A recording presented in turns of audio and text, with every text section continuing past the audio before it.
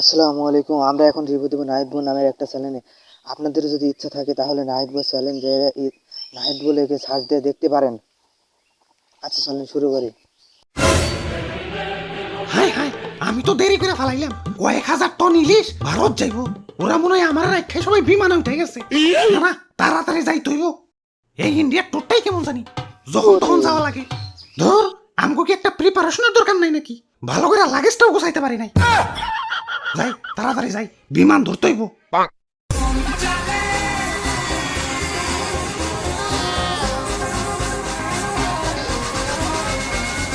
আরে ও দাদু সোলো চালাও, আমার থুয়ে যাবার লাগছো কেলা। রে বাপুরে, ইয়া শুনো নাই নাকি ইলিশ তো সব ভারত চলে যাইতাছে। হাই হাই কও কি এখন ইলিশ যদি সব দাদা গো দেশে যাইগা, ইয়া তোমরা খাইবা কি? ইয়া লইটকা শুটকি।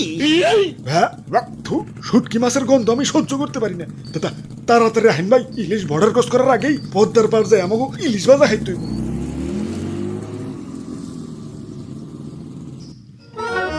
ইলিশ মাছ খেতে যাচ্ছি। ওই তো একটা মাছের দোকান।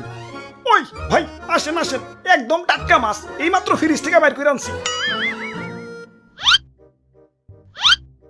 ওরে বাপুরে, ইলিশ কই? আরে ইলিশ বাদ দাও তো, এই যে দেখো কত বড় পাঙ্গাস। আরে ভাই পাঙ্গাস তো লাগবো না, ইলিশ লাগবো, ইলিশ। ইলিশের যে দাম, তার চেয়ে ভালো সেম বাজেটে একটা বড় দেখাটা পাঙ্গাস মাছ দিয়ে দেই, নিজেরা তো খাইবাই, লগে আত্মীয় স্বজন গো দাওয়াত দিয়ে খাওয়াইতে পারবা। ওরে বাপুরে, আমাকে সেম বাজেটে ইলিশ মাছই লাগবো। ইয়া শুনছি ইলিশ নাকি ভারত চলে যাইব।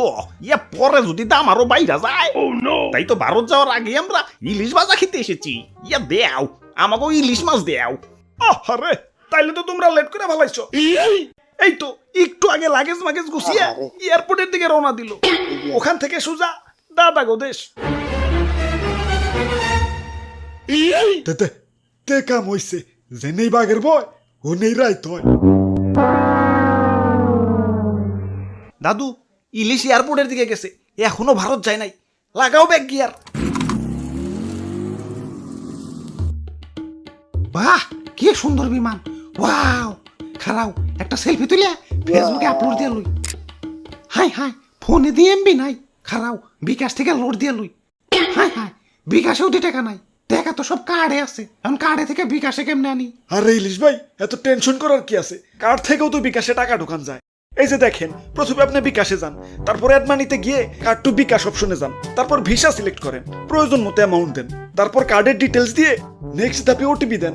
ব্যাস, আপনার অ্যাড মানি হয়ে গেল। বাহ, ক্যাশব্যাকও পাইছি। যাই এখন বিমানে চড়ি গে। ওরে বাপুরে, ইয়া খারাও।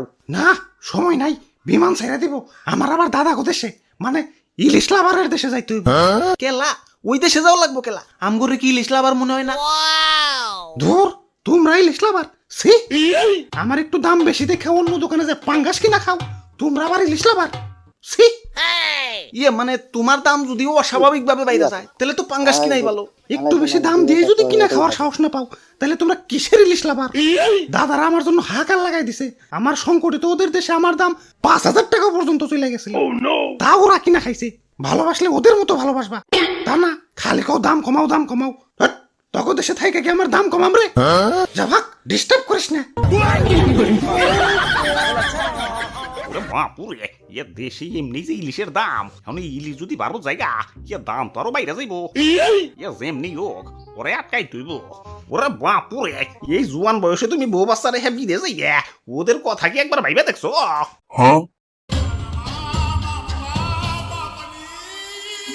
ইয়া নিজের দেশটা ভালোবাসতে হয়। ইয়া মানুষে নিজের দেশের জন্য জীবন উৎসর্গ করে দিতেছে, আর তুমি দেশ রেখে বিদেশ যাইতেছ। ইয়া কবি বলেছেন, এই দেশেতেই জন্ম যেন এই দেশেতেই মরি। দাদু কিন্তু ঠিক কইছে ভাই, জন্ম নিবেন এই দেশে আর দাফন নেবেন দাদা গো টয়লেটে।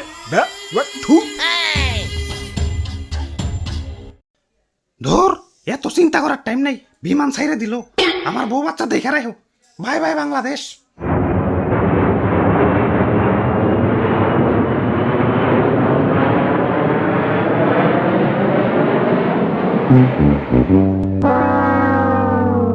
দাদু ইলিশ তো গেল গা, এখন আমরা কি খাম তাইলে? আরে ভাই টেনশন করেন কে, বউ বাচ্চা তোরাই খেয়ে গেছে। হ্যালো ভাই, ইলিশের বউ বাচ্চা মানে ওই যে ডিমালা ইলিশটা দেওছে, ইলিশের দাম কিন্তু বাইরে গেছে। তাইলে থাক, ওই যে পাঙ্গাসটা দাও।